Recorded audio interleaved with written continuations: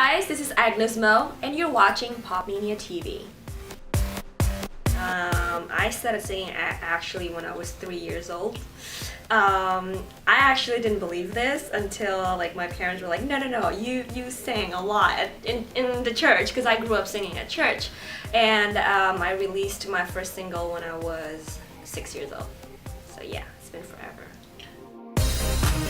So the great thing about this boy magnet is that it is actually written by two of my great friends, and also I should say they're, I don't know, maybe legendary when it comes to like songwriting and producing, Makiba Riddick and also Jim Beans.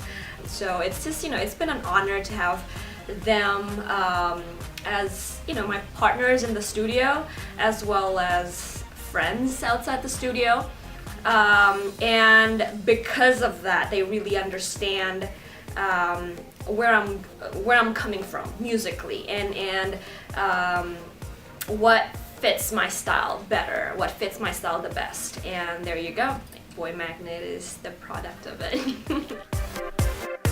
I'm actually really excited about that one, just because I believe that as an artist you have to, it's like a learning curve, like it's a learning process for me.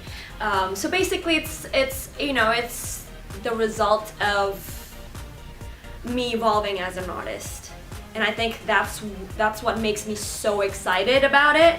It's like my babies. And I can't wait to share it with the world. So yeah. Well, hopefully probably next year, again after the release of my album Spring 2016, hopefully not just people in Asia who get to listen to my crafts and my babies, the songs, the album, but also people around the world. Oh my gosh.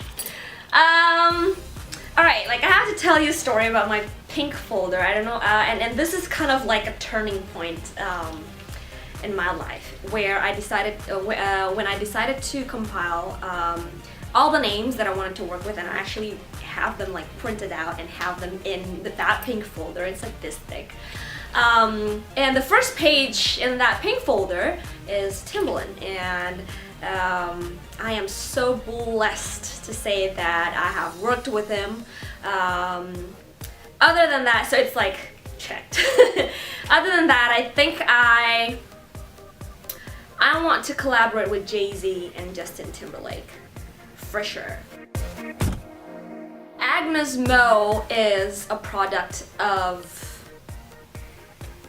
many influences combined. I grew up listening to a lot of gospel songs, again because I started singing at church. So I listened to a lot of, like urban songs to rap music.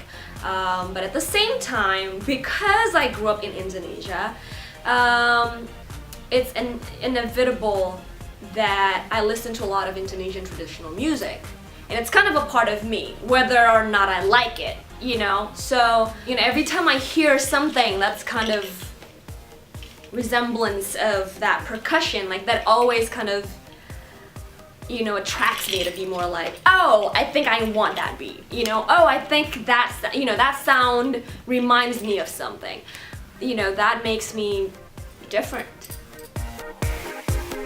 I remember being one of the people who, some people say, oh my gosh, like you're so weird to even think that you can make it in the US. Oh my gosh, like you're so arrogant to have that dream. People say that all the time about people who have visions and dreams. But just the fact that I am here right now,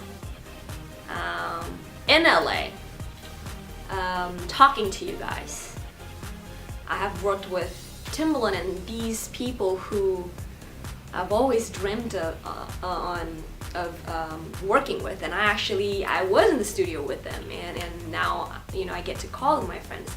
That alone is actually an example of how dreams do come true, as long as your hard work is as big as your dream.